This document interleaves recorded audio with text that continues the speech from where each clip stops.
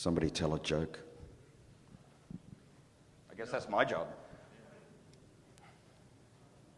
Did you hear about the speaker who moved the mic off the podium? Yeah, what happened to him? The video was blank. Thanks, Lee. Knew I could depend on you. Okay. He's gonna trip. Only if I walk like this. He's gonna trip on that cable. I know it's gonna happen.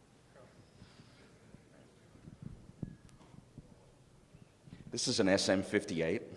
It makes me feel like the rock star days, right? I was in a big hair band once. Something happened. Seriously, I sent a picture around to the guy. Didn't I send you guys a picture? Long hair? No. You've got it? Yeah. How come I don't have it? That's cool. Because you don't read your email, John. Is that right? Seriously, I had it down to the belt, like this, right? And then life happened. What time is it? Are you guys just going to give us a signal? We're good? Okay. Oh, hey. Isn't Derbycon awesome? It feels like home. I just love it. Come on. Hey. All right, I'm going to start out by telling a quick story. First of all, my name's Joff, okay? This guy. I work at Black Hills, Security Weekly co-host, and other annoying IT guy. The story is a little briefly how I got involved in InfoSec, and it goes back about 10 years, actually. And it is Mike Poor's fault. Okay, anybody who knows Mike Poor. I actually once took Sec 503. I don't know if anybody taken that SANS class, right? And Mike was there. And we're talking about packet fragmentation. And so while I'm in the class, I start writing a covert channel tool immediately, right? Hey. Who broke my laptop? All right, hold on. Derbycon! Yeah, okay. Hey guys, it's good here. Oh, you've got to be kidding me. Deploy countermeasures. Deploy countermeasures.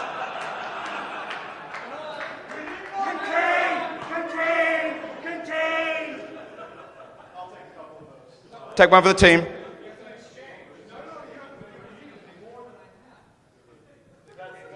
AV guys, we need help. We need help.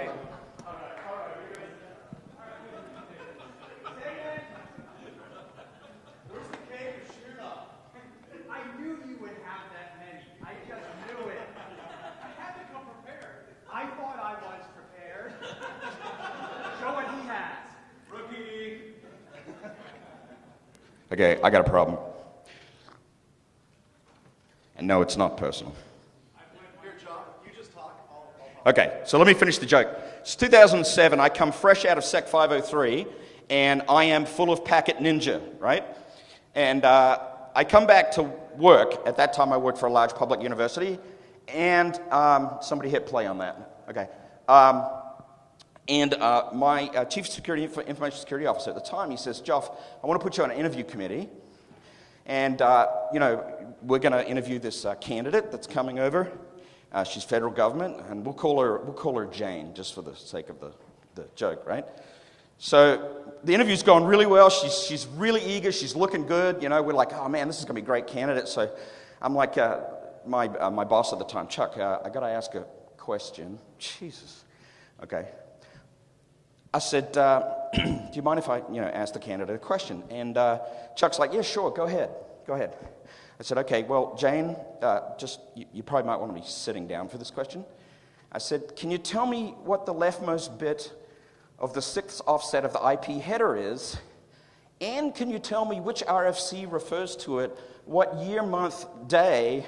And for extra credit, can you write a TCP dump filter for it? Okay?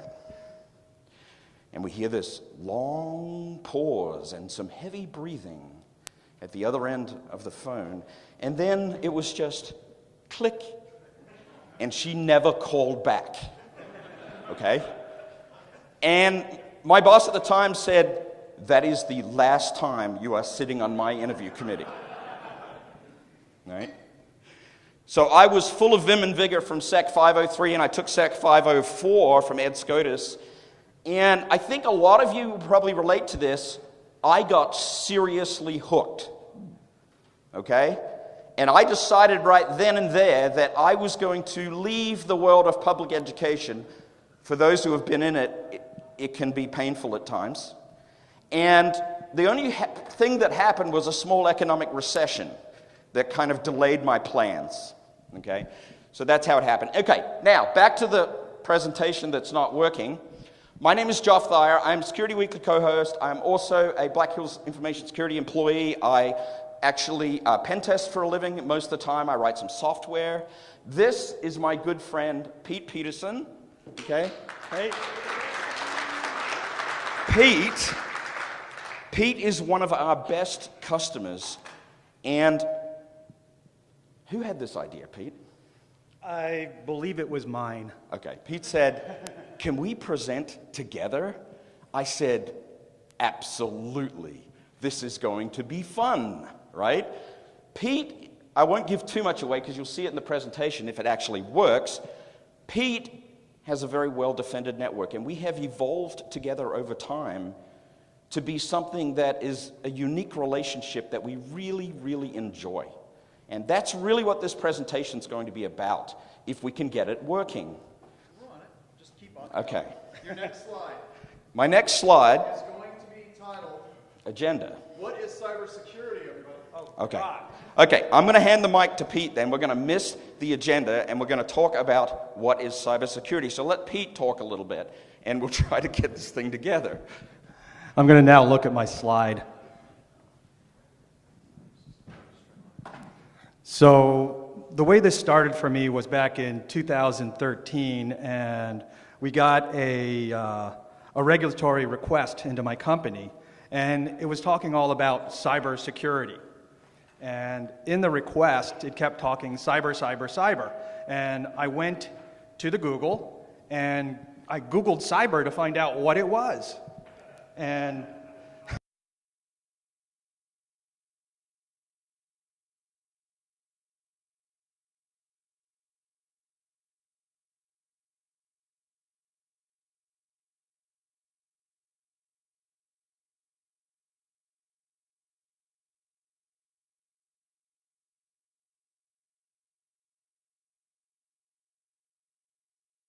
cybersecurity is? Show of hands, yes? No? It's mostly maybe. So what I decided to do first was kind of like go I have a philosophy degree, so I took the approach that was very philosophical in nature and very deep. So if you want to study some kind of process philosophically that's got to do with strategy and defense, who are you going to go to? Sun Tzu, right? And Sun Tzu led me to other books, like the Book of the Five Rings. Anybody read the Book of the Five Rings? Lots of yeses. 33 Strategies of War. Crickets.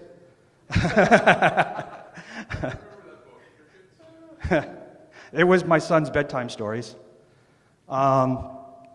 But I knew before I got started, the very first thing I'd have to do is I'd have to get complete and utter management buy-in to do the types of things and impose the kind of inconveniences that I knew I was going to have to do, and to suffer the kind of personal reputational damage that implementing these controls was going to do. I knew what the cost was before I started.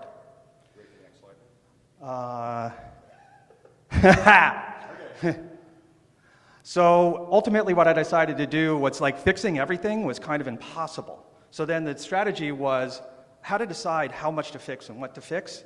And as a manager, CISO, I decided to have to define what done looks like, right? So in cyber, how do you know when you're done? You got to be done sometime, right?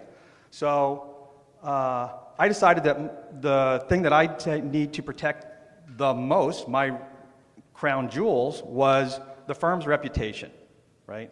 So if the firm's reputation is at stake, I decided that as long as I had done everything that any one of you or any expert could say is the right thing to do, if I took that approach, that if I was ever on the stand having to defend myself, I could make that claim.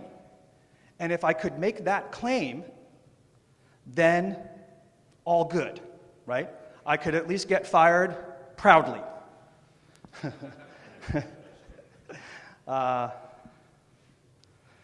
So this is kind of where we are. So I kind of got volunteered into the role of the CISO and research.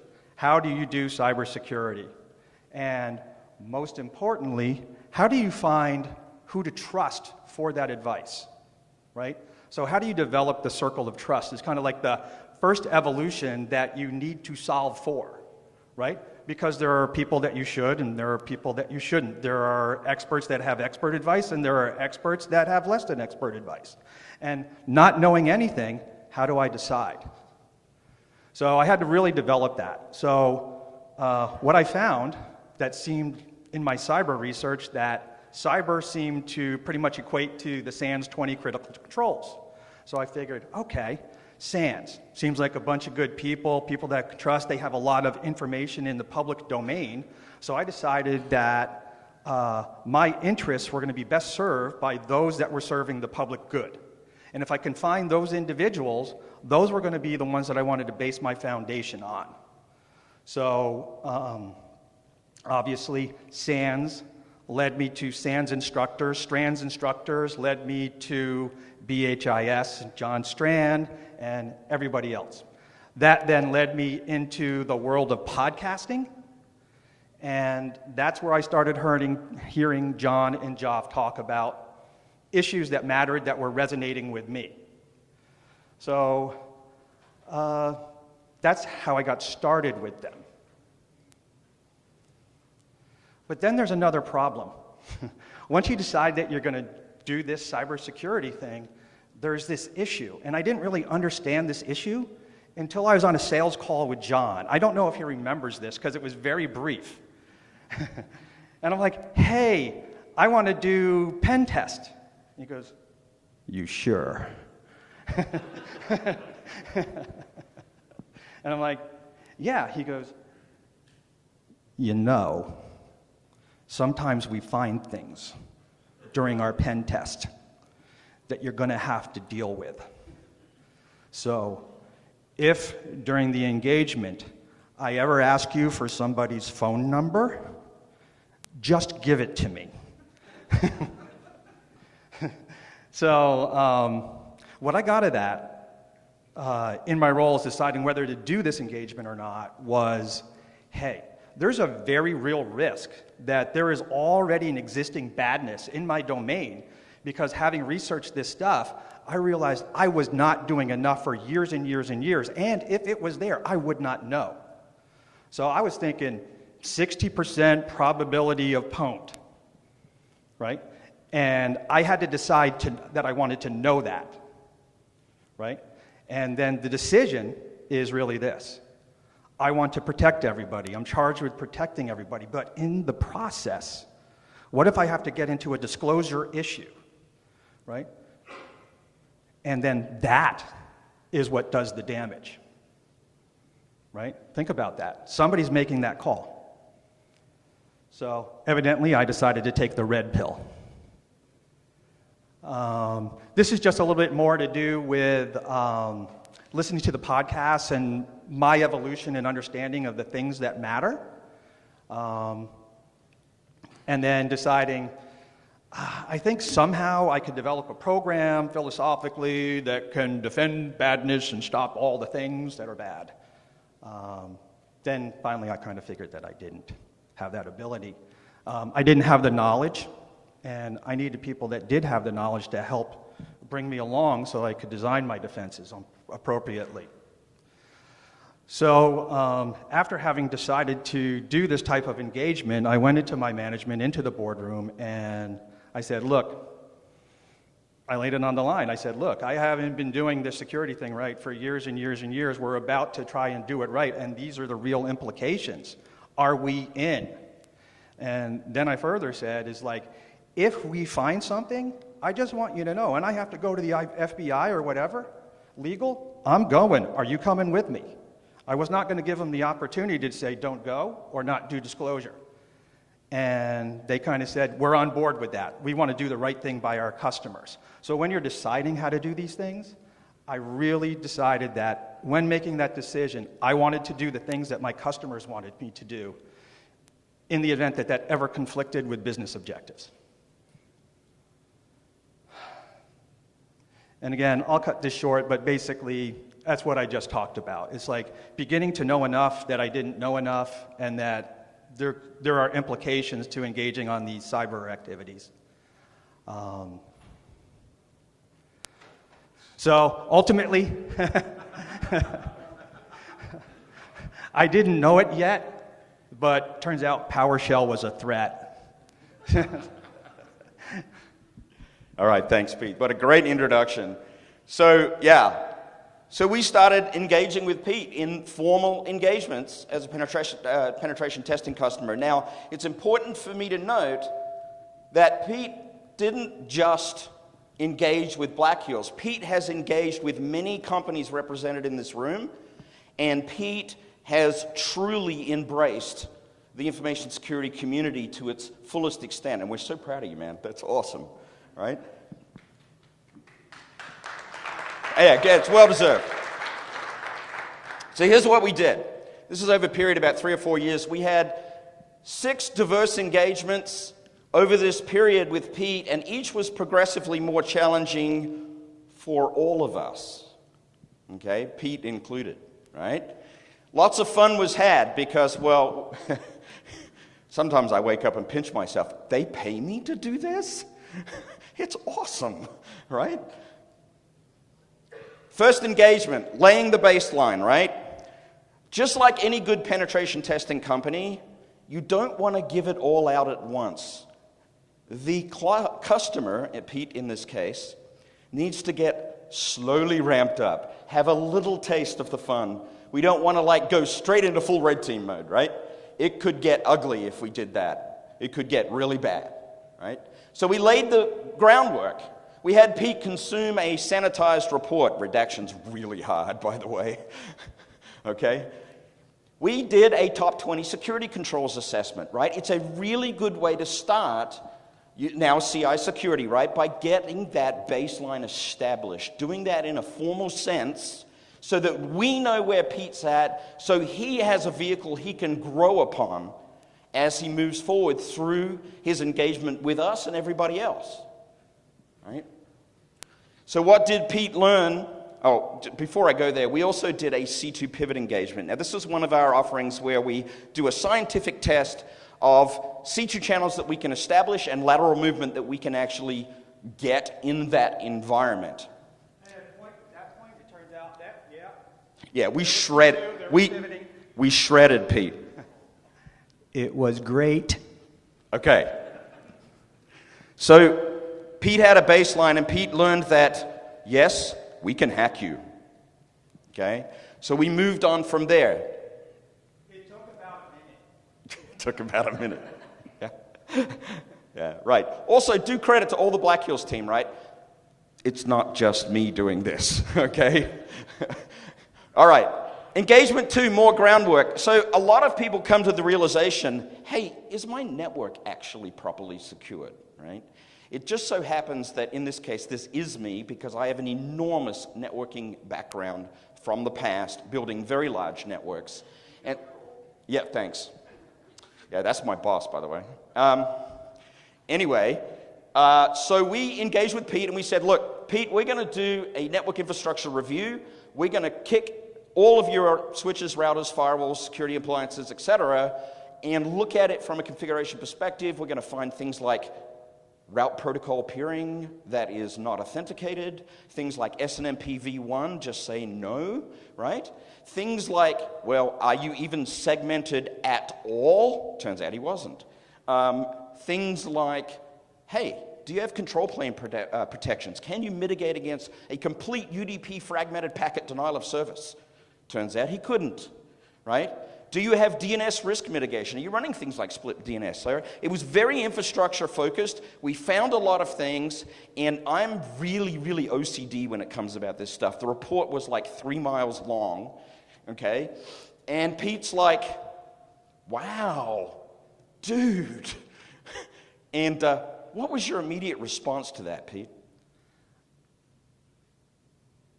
Okay. So, I believe Pete understood the value of segmentation very quickly, okay? I was literally speechless when I saw the report and all the badness that could happen just from the switches and routers. Exactly. Okay? So that was fun, laying more groundwork. At this point, we went to engagement 3, roughly. Note this is over several years, right? We thought, it really is time to, open up the throttle a little bit, right? Yes, exactly. Well, John just made a really good point. That's because Pete had been shredded a couple of times by us, and he suddenly started putting some really good defenses in place. I mean, Pete really got better, right? So we thought, let's open the throttle. You want to make a comment? Yeah, the one thing I want to say is at this point, that's probably the third or fourth pen test, plus there's other engagements with guys like Rob Fuller, McDouglas, everybody else, and each one of them did serious damage to me. And what I like to think to do, as soon as I got that report back, I did something about it. And the thing that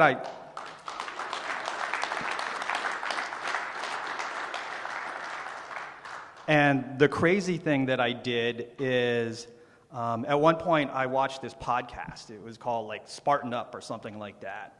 So I figured what we do is we train like Spartans, right? And we keep hitting ourselves in the face until we didn't feel it anymore. So there were several really talented people pen testing me all the time. Every single one of them, I got better, I learned, I did something about it. But even scarier was I scheduled the next test immediately, right? And I made a promise to my management that the way that you were going to measure me and my performance was if the same thing shows up twice, fire me. Wow. That is some pure honesty right there, okay? So, we did another C2 pivot with Pete, right? But he had increased his defenses. He had improved markedly from the first attempts, and Pete came through that looking a lot better, right? It was really, really good. Right? I got down to medium high. Yeah, he got down to medium high, right? Proud moment, really proud moment, right? We did some external network and web app testing, so we got a little more focused, a little more pointed with some things as we started to evolve up, right? Now, here's the interesting thing. I wanted to throw this in because it was awfully fun. Pete had this fat pipe MVPN appliance, and he said, Joff, I'm really a little nervous about the way this management client works. I have a bad feeling about it. Can you take a look for me? Okay? I'm like, okay, yeah, that sounds like fun because little, interesting projects where we really dig in, I love those. It wasn't pivoting anywhere, so. Yeah, that's right. That's right. Whoa, there it is. I wasn't pivoting anywhere. I had to have something to do, right? Okay. So I downloaded the Java applet, and I started running it to log into this thing. And the first thing I noticed was the TCP traffic. I cranked up a sniffer, and it was like synac, ack, and then push ack, and 16 bytes came back immediately. I'm like, Whiskey Tango Foxtrot. What the heck is this thing, right? More to the point, 16 bytes exactly came back as soon as I connected to the server. This smells like a block cipher. Wow. What am I going to do about this? Dig deeper. Okay? So I decompiled the thing. Why not, right? JD GUI, away we go. Guess what? I found a little routine in there called first time read. And if you look right about here, twofish algorithm.make key with a static 16 bytes. I'm like, wow. I literally jumped up and down, screamed. My wife goes, you all right? Oh, yeah, you just pwned something, didn't you? Called John Strand. I literally called John Strand. I said, oh, I'm going to bust this thing wide open. Joff, it's 3 a.m. Yeah. Right. I am so going to bust this thing wide open, right? At which point he calls me and he goes, you got to sit down. Right? Next slide. Turns out this thing was running in codebook mode, okay? This is the guy that coded it up here. Here's all my ideas. We're going to put a static key in the code. And this guy down here is going, hey, dude, have you ever heard of key exchange algorithms? Right? Right? Even worse, it was rekeying the cipher with subsequent blocks. Every next transaction was 32 bytes, and the latter half of the 16 bytes was a new key. I'm like, oh, I am so going to screw this thing over, right? Don't rekey the cipher with blocks from the server. Come on, right? Out comes the Python. You do know I teach the Python class at SANS, right? So out comes the Python. Look at this key here. It is that static key. It's the same one from the source code. Okay? A quick proof of concept with the two-fish algorithm. And what do I get? Plain text. Okay? So what do I do next? Of course, this happened over hours, right? I'm sitting here making it look easy, right? But I was sweating for a while, right? What do I do next? Well, I turn this same script into a script that can just read a PCAP. Read the PCAP, decrypt the traffic. Awesome. So we contacted the vendor. And after we had Pete sit down, we're like, Pete, I think we have to do a coordinated disclosure, right? And I called John. I was like, how do we do this? I'm not good at this stuff. It took him 3 months, right? And after the 3 months, I think we got sort of the angry email, like, after we webcast it, like, you guys just busted on our stuff. And we're like, yeah, we tried to call you, right? We tried to call you. So I think 90 days is fair, right? So yeah, so they since have remediated, and we offered them a pen test, and they didn't seem to be very interested, which I just don't get that, right? All right, engagement 4 was a departure into threat hunting. Invoke countermeasures, invoke countermeasures. Countermeasures. We prepared.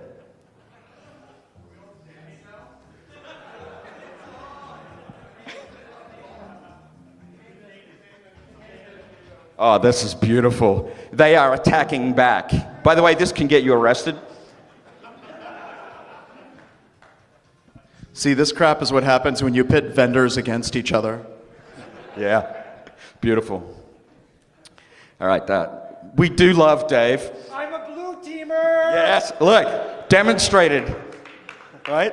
Didn't see it coming. Pete for the win. Uh-oh. Okay. We're really up here to talk about serious stuff. Good job, guys. Good job. Hat. Binary defense, ladies and Binary defense. Thank you, guys. So at this point, Black Hills had a thing going we called Rita. You guys may have heard of it. John talked about it in the keynote. John's taking one for the team. Thank you. Okay? See, that's the kind of boss I have. He's fired me 3 times this week already. All right, so... Did you hear that quote? No, I didn't hear that quote. He said it's warm and it smells like ass. Right. Ass key, right? Because he just broke the HR policies that we have. Okay. Do we have those? Anyway, I've totally lost track of this. We did this thing called threat hunting, okay? And Black Hills for a while has been developing threat hunting techniques because we sort of have a sense of responsibility. Wow, right? So Rita's a whole story unto itself. I don't need to tell it here, but we used the alpha release of the Rita code with Pete, had a threat hunting engagement, and this was Pete's quote. I actually asked Pete to write me back, can you tell me something you learned out of this, right? And Pete was kind enough to do that, right? So Pete, you know, you could read your own quote, or... The most valuable part of this threat hunting engagement is basically baselining absolutely everything, understanding all of the comms in and out of your network, everything that is weird, and believe me, when you start doing this initially, everything looks horrible. You don't know what to think. You have to isolate everything, predetermine, and then go through a whitelisting phase. But the exercise was so valuable because at the least, I now knew what my entire network was doing. There it is, from the mouth. All right, so there you go. From Pete's mouth, that is. Okay, that was fun. So we went engagement 5, twist and turn. Pete had implemented BDS Vision, a fine product, fine gentleman here in the front row, right? But we wanted to break it. It's like, why not break it? Whenever you want, John. So we invoked Bo Bullock. We have a PowerShell script called invoke Bo as well. And Bo, yeah, it's great. He just appears. It's awesome. Epic red beard and all, right? Bo busts on BDS Vision, right? Dave's crew, really props here, fixed it within 10 hours, okay? I want to talk to this just a little bit. Yesterday in my presentation, I was talking about vendors that are kind of crappy to work with. They threaten you with lawsuits. They threaten to beat you up. They get angry. They deny absolutely everything. When we talked to Dave and the BDS crew, Dave is like, we're on it. And usually we expect like a month, right? So it was actually less than 10 hours. I think it was fixed in less than 10 hours. BDS actually got it to the customer in 10 hours. So less than half a day, it was fixed. So it was awesome. 10 hours is actually the metric in which it was fully redeployed in my entire enterprise, by the way. And Dave, did Dave do most of the coding to actually fix it? Or do you guys know who worked on it? I don't think Dave slept. So hats off to that guy right back there. And that's kind of the point of this. Vendors working with each other is the best place to progress. So that's just what I want to say. And by the way, thank you, John. One more thing that I want to say that's super, super important here is every time I asked to hack Vision, they said, bring it, let's do it, let's get better. They never denied a single request. That's why it's evolving so fast. That is awesome. Okay, now let me show you just a few of the details. That happened. So Bo up here did a little test, right, of a little PowerShell script, but he thought he decided to get some cross-site scripting into the alert, and meanwhile on the Vision console, whoops, a little suboptimal, right? And that was one of the things that happened, but we really don't have time to go into all of it. So now we come to engagement 6. How am I doing on time, Pete? You have time. Excellent. So engagement 6, and I skipped a few details in between, I'll be honest with you, but this happened this year, okay? We decided Pete had matured well enough over the 3 years, and Pete concurred that it was time for some red teaming. Mick's crying in the front row. Okay? So, you know, red teaming is got a really wide definition amongst pen testing companies. Everybody sort of has a different way of looking at it and doing it, and it's really one of those things that you have to be super creative, and it's context specific, and it takes talent and time, and so we teamed up employee number 1 at Black Hills, which is Ethan Robish. Ethan's a little bit shy. He doesn't appear in public too often. But Ethan is awesome. Okay? So Ethan Robish and it was me decided to do this one. And we were thinking, you know, our biggest thing here is we just want to get on-prem, right? But before we go there, I want to talk about some of the things that I was thinking and some of the things that Pete was thinking as we were leading up to this. My thoughts were like this. We've worked with Pete for a few years. He has really tightly managed desktops. I mean, these things were locked down, okay? Fully deployed and well deployed app locker, okay? GPO managed controls. You could not pop a cmd.exe in his environment. You could not pop a PowerShell prompt in his environment, okay? Well-segmented network. He learned, right? learned well, right? So we kind of wanted a smash and grab approach because we just had to get in there. But then the question was, what are we going to use? He's app-locked the hell out of everything. We can't have a custom XE or custom DLL, stuff like that. How are we going to get there? All right? So here's some of Pete's thoughts. Pete just reminded me of something. He did his app locker policy so well that there were parts of Microsoft that he blacklisted. Okay? Yeah. Right? He was not mucking around. Okay? Here's Pete to talk about some of his thoughts as we went into this. So I kind of knew Joff at that point. We've been working together for 3 years. I knew the capabilities of Black Hills, and I knew I really, really wanted to win.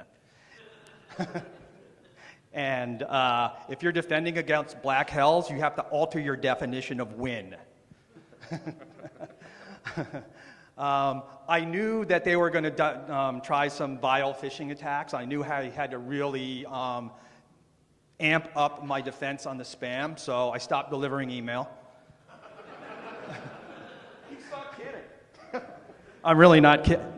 They didn't get through, did they? No, he stopped delivering email. I called him one day and I said, Pete, do you deliver any email at all?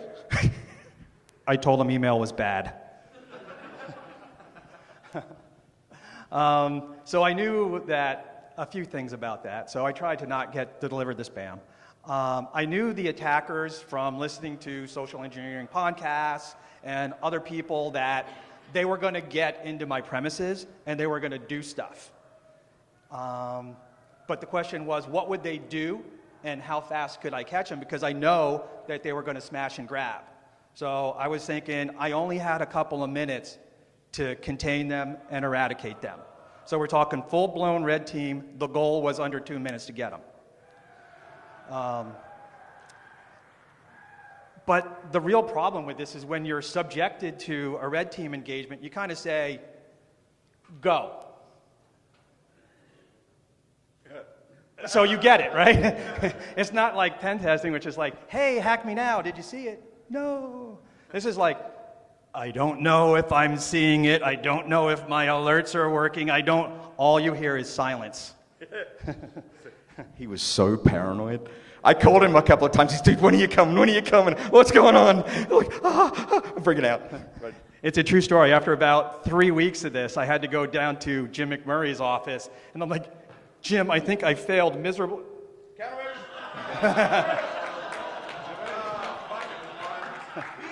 where are you?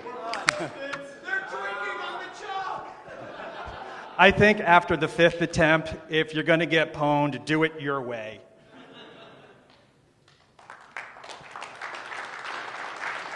That's not bad. I like it. Disgusting. Sorry about that. But then the big problem was, like, I've seen videos of people walking around with USB sticks once they get on the premise, and I figured I couldn't let that happen. But I knew it was going to happen, so we had to do something to stop that, and we'll talk about that in a little bit. All right, we're getting a little short on time, so I'm going to keep going. All right?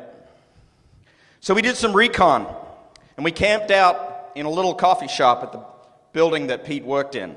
I'm trying to sound relatively anonymous, no attribution here, right? So we did a little bit of recon. Ethan and I sitting there having coffee, cool little coffee shop, and we were like, Pete's, I'll admit this much, Pete, hope you don't mind. Pete's in the financial industry, and his employees were likely Asians in their mid to late 30s, right? That is true. That is true. So Ethan and I came across this brilliant thing. So I said, look, Ethan, here's the deal. I'm going to go sit in the car with my laptop watching for shells, and you are going to intercept the first likely-looking group and get in the elevator and go. I didn't want the shell to happen, by the way. Yeah. That was his choice. It was my choice, right? Okay, so I had a little bit of a problem, though. I knew that Pete was app locked up and down, and I was like, how am I going to write a piece of software to get around Pete, basically, right? How am I going to do this, right? We went up there. Ethan did. Right? Did I skip a slide? Hold on. Oh, no, he did. We ran up there, and this is the thing we also absolutely did not anticipate. Ethan ran up there with my piece of software, which I'll talk about in a minute, plugged in a bash bunny. Immediately it failed. Okay? So he's like, oh, crap. Grabbed his backup USB stick, and it failed as well. Okay? Turns out, shout out to Milton Security, that Pete, USB Informer, had deployed USB Informer, and there was going to be no USB key that was going to work. Okay? Good job, Jim. Jim Milton Security.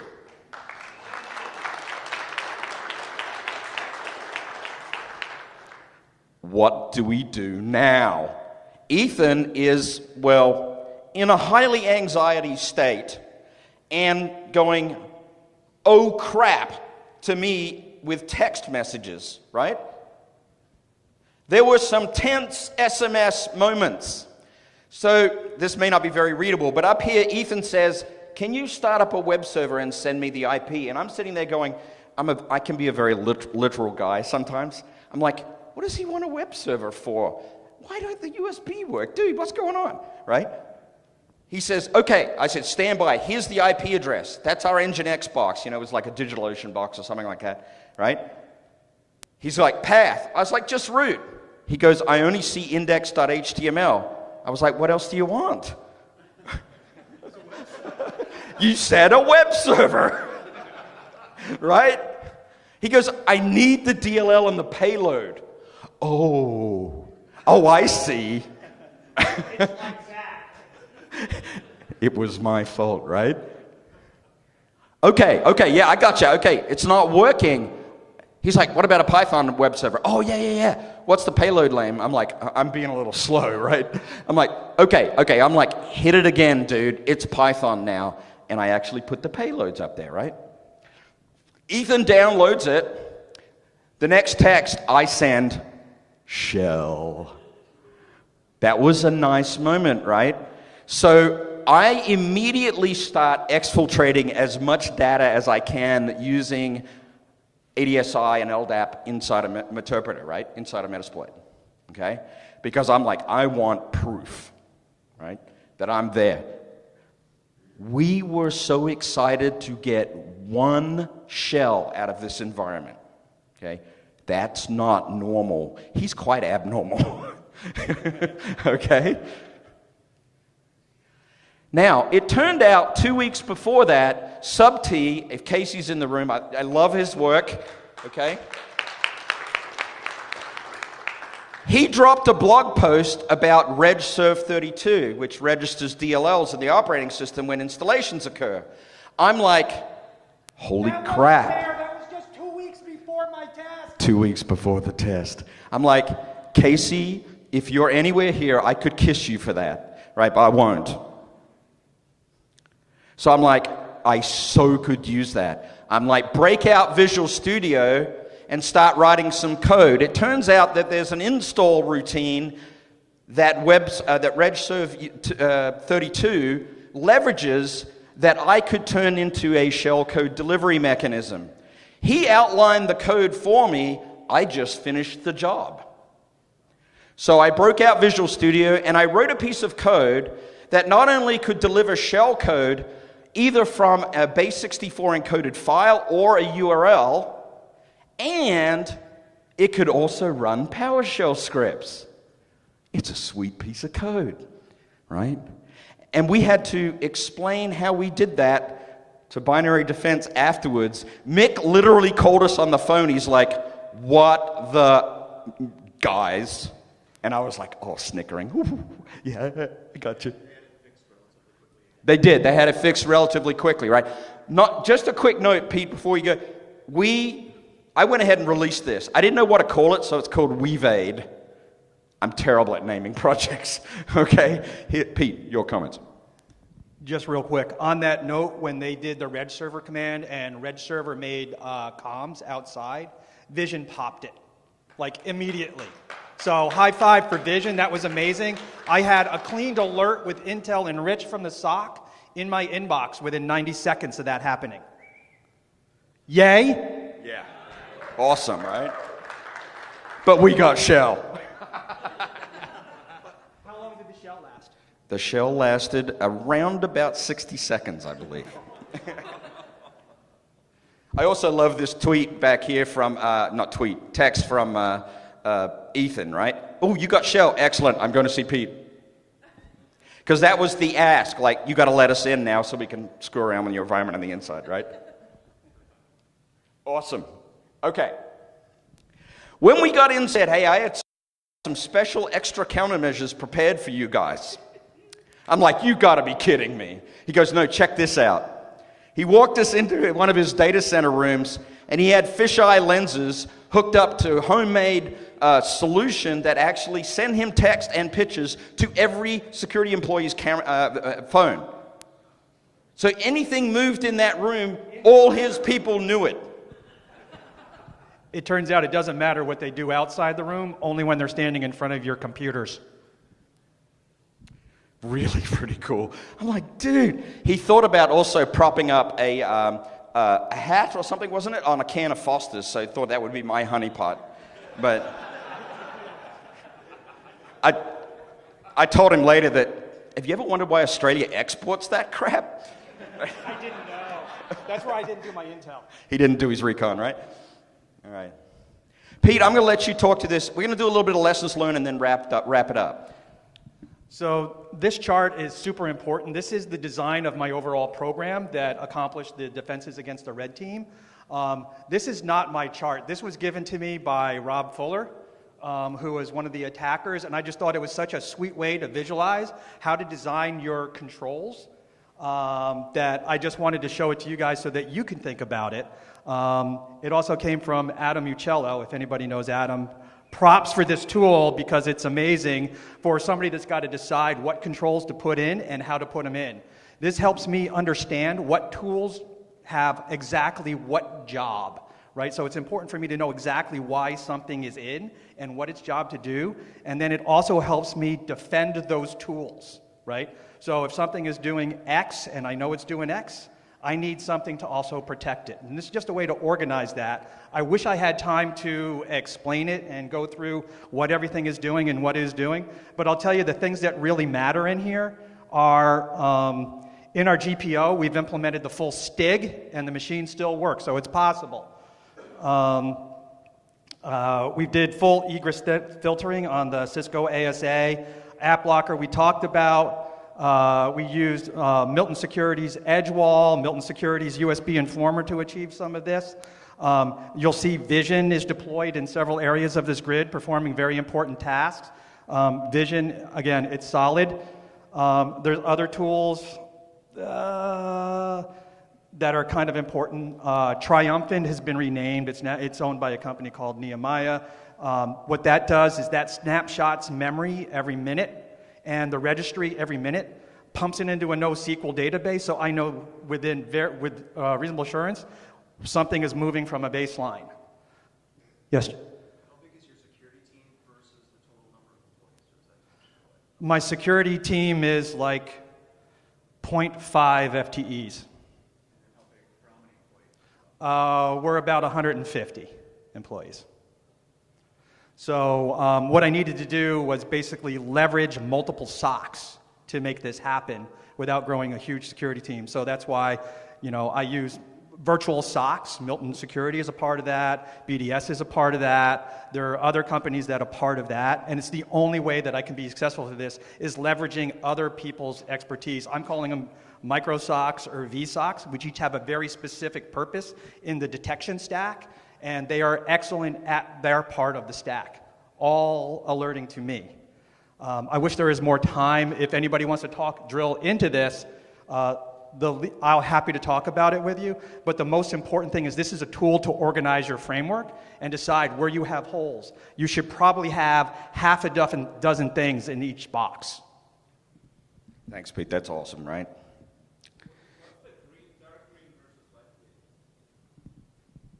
I picked the wrong color in Excel. Okay.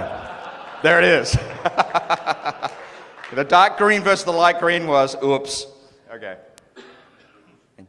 So, we've come a long way together.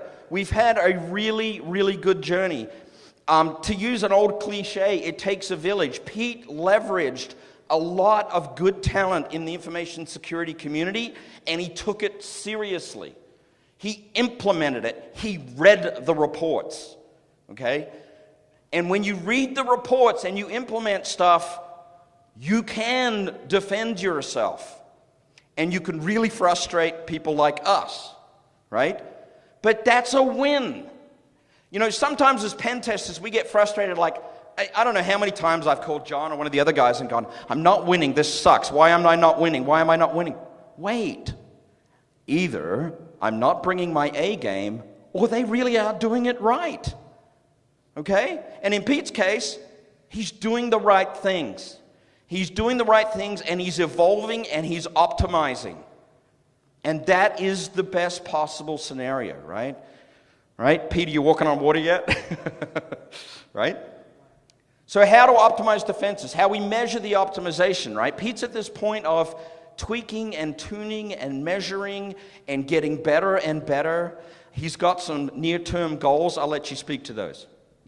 So right now, it turns out that, as everybody knows, when you're a company in your blue team, you're buying a lot of blinky lights and you're putting them really fast and you don't really have time to figure out everything that they're doing or their full capabilities. Well, as a result of this whole, I kind of know exactly why every tool is there, and I can see in my stack, my security stack, where there's redundancies and inconveniences that aren't really buying me anything. So I'm reducing the thickness of that stack because they're fully covered. So I'm reducing the redundancies where it's not necessary. Okay, and I know we're very short on time. From the Black Hills perspective, we have to sort of rethink. What does it actually mean to test against a sophisticated customer where I can't pop a cmd.exe, I can't pop a PowerShell.exe, I can't run vanilla exploits? They will not work, right? It is not going to be an easy day. To use another cliche, you have to think out of the box. There is no choice, right? And it has gotten to the point for me that if I test a company and it's an easy day, I actually get kind of bored. It shouldn't be that way. It should be challenging. It needs to be challenging, right? Together we made each other better. And that's the real sweet story here. We have a great relationship, and we made each other better, and that's what we love about what's happened here. It's a good story. And almost 90% of my policies, procedures, controls, they came from what I learned over Derbycon over the last 4 years. Every talk that I went to, this is the community's manifestation in one small enterprise, making one small difference. And so that brings us to the end of the talk. There's the Twitter handles if you want to find us. Thanks so much for listening. We really wanted to tell this story. Thanks for coming.